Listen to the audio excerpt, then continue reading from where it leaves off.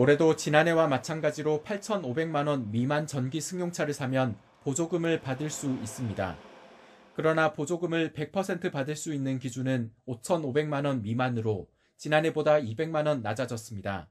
차량 가격 인하를 유도하기 위한 목적으로 내년에는 5,300만 원으로 더 낮춰집니다. 전액 지원 기준을 넘으면 8,500만 원 미만까지 보조금을 절반만 받습니다. 이에 따라 국내에서 5,699만 원에 판매되는 테슬라 모델 Y는 지난해엔 보조금을 모두 받았지만 올해는 절반만 받을 수 있습니다. 배터리 기준도 강화돼 에너지 밀도와 재활용 가능성이 높을수록 보조금을 더 받게 됩니다. 에너지 밀도가 1리터에 400와트시 이하이고 리튬과 인산철을 재활용할 수 있는 중국산 LFP 배터리보다는 1리터에 500와트시를 넘는 경우가 많고 니켈과 코발트, 망간까지 회수할 수 있는 국산 NCM 배터리가 더 유리합니다. 배터리의 효율, 친환경성, 성능 거기도 포함이 되겠죠. 그래서 친환경성을 반영을 해서 보조금 체계를 개편한다 하는 것이 결론이라고 말씀을 드릴 수 있겠습니다. 운행기록 자기진단장치 OBD를 단 차량에 주는 20만 원 배터리 안전보조금 항목이 새로 생겼는데 사실상 이 장치를 달지 않은 테슬라만 못 받게 될 것으로 보입니다. 국산차에 유리한 전기차 보조금 개편은 미국과 프랑스 등에서 보조금을 활용해 자국 시장을 보호한 흐름과 비슷합니다. 다만 LFP 배터리가 전기차 가격을 낮추는 역할을 하고 국산차에도 장착되는 경우가 늘고 있는 점을 들어 친환경차 확대 흐름에 역행하는 조치라는 지적도 있습니다. 전기 승용차 국비 보조금은 중대형은 최대 650만 원, 경소형은 최대 550만 원이고 여기에 지자체 보조금은 따로 받을 수 있습니다. YTN 김평정입니다. 올해 전기차 보조금 제도는 크게 두 가지 부분이 달라졌습니다.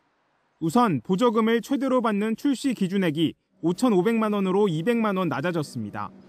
또 배터리 성능과 재활용 가치를 따져 보조금 산정 기준에 새로 포함하기로 했습니다. 보조금 지급 기준에 배터리 환경 계수를 도입하였습니다.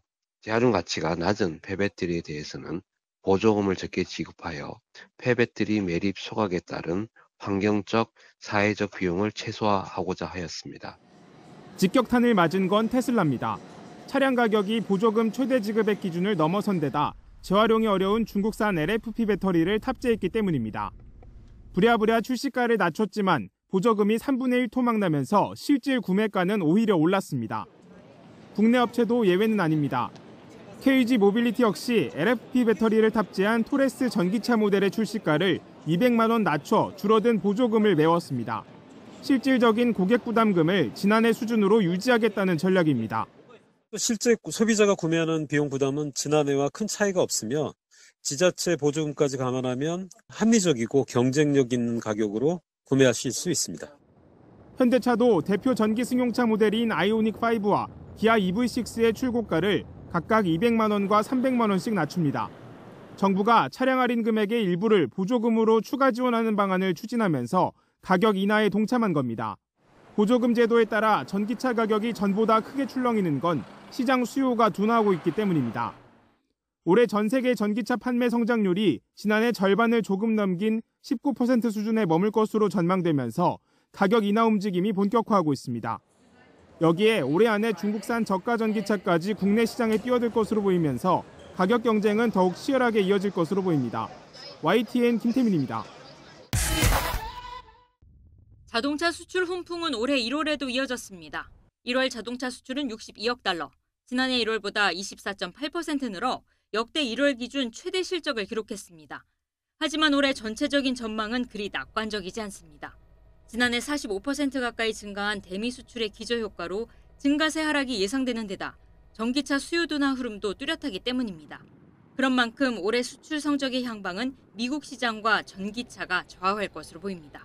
지난해 대미 자동차 수출이 45% 급증해서 그래도 한 자릿대 정도의 그 성장세는 가능하리라고 생각합니다.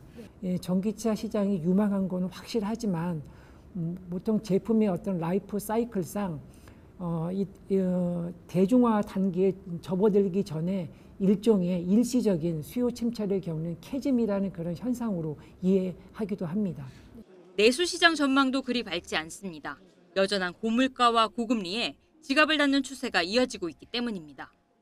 다만 지난해 42%의 판매량 증가를 보였던 하이브리드 차량의 인기가 올해도 이어질지가 관건입니다. 지난해 성장률은 0.1%에 그쳤지만 국내 전기차 시장을 선점하기 위한 업계 치열한 경쟁도 이미 시작됐습니다.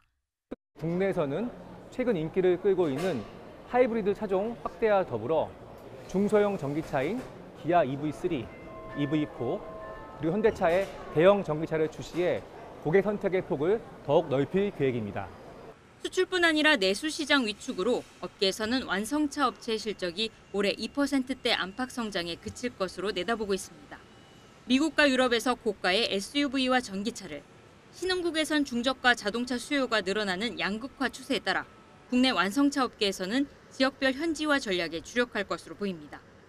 압도적인 가격 경쟁력을 앞세운 중국 업체들의 전기차가 해외 시장에 쏟아져 나오고 있는 것도 새로운 장애물입니다. 때문에 올해는 첨단 기술 투자와 소재 공급망 구축으로 미래 자동차 승부를 위한 경쟁력 확보에 주력해야 한다는 지적도 나오고 있습니다. YTN 홍사입니다. 전기차 시장에 대한 악재가 시작됐다 이런 이야기가 계속해서 들려오고 있는데 전기차 시장이 현재 좀 좋지 않은 상황이잖아요. 실장님 어떻게 지금 상황을 보고 계십니까? 이제 전기차 쪽에 감산이라든가 그다음에 뭐 구조조정 이런 얘기가 좀 나오고 있는데 실제로 우리나라 1월 자동차 산업 통계를 보면 안 좋은 게 나오고 있어요. 뭐 글로벌 시장이 결국은 우리나라 자동차 산업에 영향을 미치는 거잖아요. 일단은 전체적인 자동차 판매 자체가 잘 안 되고 있고요. 내수이나 수출이나 특히 전기차도 안 되고 있습니다. 특히 이제 우리 수출의 미국 시장으로 가는 부분이 큰데 이제 그런 것도 안 되고 있고 이거는 좀 너무 전기차가 그동안 많이 달렸던 게 아닌가. 상당히 좀 성장률이 높았었잖아요. 이제 그런 걸 생각할 때 이제는 좀 조정을 받아야 되는 그런 시기지 않을까 그렇게 생각이 됩니다. 자, 그 판매 부진으로 이제 뭐 국내외 자동차 업체들 할 것 없이 좀 할인 경쟁을 하고 있다고 해요. 이제 포드 같은 경우는 주력 모델 이제 중 하나를 이제 최대 1,000만 원까지 인하한다 이런 얘기가 나오고 이게 이렇게 출혈 경쟁을 벌이는 이유가 지금 말씀해주신 것처럼 고금리 이제 그다음에 뭐 고물가 그다음에 현재 자동차 시장의 전반적인 수요 둔화 때문에 이루어진 거라고 보십니까? 아니면은 보조금이라든지 이런 정책 문제가 더 크다고 보십니까? 둘 다의 영향이 큰데 저는 앞쪽이 좀 더 큰 것 같아요. 보조금은 작년에도 조금 줄었었고 특히 이제 그 포드 같은 경우는 올해 모델이 아니고 작년 모델에 대해서 할인이 들어갔거든요. 할인이 한 15% 정도 내외 정도 그 모델에서 들어가는데 이거는 재고가 쌓였다는 얘기죠. 그래서 안 팔렸다는 얘기고 근데 다만 이제 포드 저 자동차는 그 IRA 보조금을 못 받는 걸로 알고 있어요. 이제 그런 영향 때문에 작년 모델이 안 팔렸고요. 앞으로도 좀 불확실한 측면이 있는데 금리를 이제 올해 뭐 미국 연준을 비롯해서 내려가는 그런 추세긴 하지만 그렇게 빨리 내려갈 것 같지는 않거든요. 그렇다면 우리가 자동차를 살 때 뭐 할부를 하면 금리가 붙듯이 이제 그런 영향도 좀 클 것 같고 다만 이제 전기차가 이대로 가라앉을 거냐 이제 그렇게 보는 사람은 없습니다. 좀 주춤거리다가 계속 성장을 할 거다라고 보는데 그 주춤거리는 기간이 중요한 게 이게 뭐 1년 안에 끝날 수도 있고 2, 3년이 더 갈 수도 있고 이때 이제 자동차 기업들의 구조조정이 발생하면서 순위가 바뀌거든요. 이제 그런 걸 생각할 때 자동차 특히 전기차 관련해서 2차 전지까지 상당히 최소한 1년 이상은 좀 고전하지 않을까 그렇게 생각이 됩니다. 자, 이에 전기차 하면 이제 빼놓을 수 없는 기업이 이제 바로 테슬라 아니겠습니까? 이제 테슬라 같은 경우도 이제 지난달 4분기 실적 발표가 있으면서 올해 성장률이 작년보다 현저히 낮아질 거다라는 전망을 하기도 했는데 올해 그 전기차 시장 업황 전망 자체는 좀 어떻게 보고 계십니까? 일단 이미 주요 전기차 업체들이 전기차를 생산하는 업체들이 생산 목표도 대수도 확 낮췄고요. 그다음에 일부 전기차 업체들은 이제 인력 구조조정까지 들어가 있는 상황이거든요.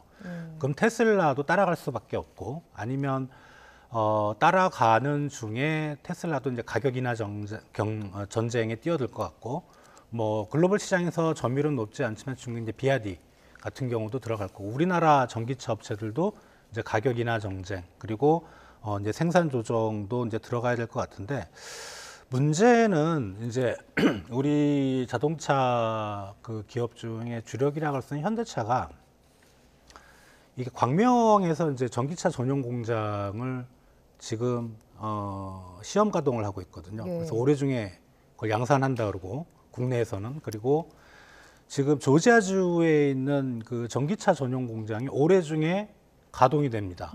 이 타이밍이 엄청 안 좋은 거예요. 예, 하필 예. 이때. 예, 그래서 이쪽은 어떻게 보면은 그 공장의 운영이라고 할까 이런 게 상당히 좀 뒤로 미뤄질 수 있고 실제로 대규모로 양산하기 위해서는 그 안에 이제 어떤 그 우리 자동차 기업들이 좀 고전할 수 있는 타이밍이 안 좋은 그럴 지금 상황에 있습니다.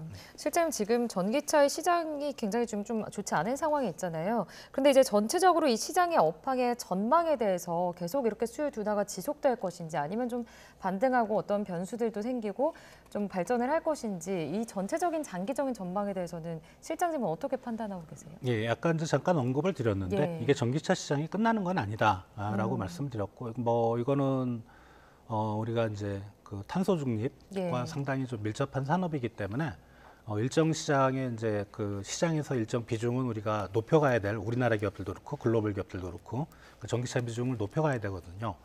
다만 이제 올해까지는 분명히 어려울 거고 예. 하나의 변수가 이제 올해 11월에 미국에 대선이 있는데 예.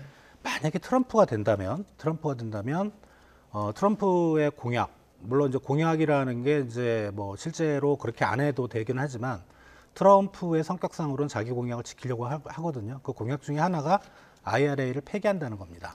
즉 전기차를 상당히 좀 부정적으로 보고 있거든요. 그러면 상당 기간 오래 갈 수 있습니다. 그러니까 올해 1년 플러스 트럼프가 집권하면 4년이거든요. 앞으로 5년간의 전기차 시장이 크게 성장하기 어려울 가능성. 그거는 좀 5년이라면 사실 단기로 보기는 어려운데 아무튼 전기차가 성장하는데 상당히 좀 중요한 어떻게 보면 미국의 정치 변수가 상당히 중요한 그런 요인으로 작용할 것 같습니다. 알겠습니다.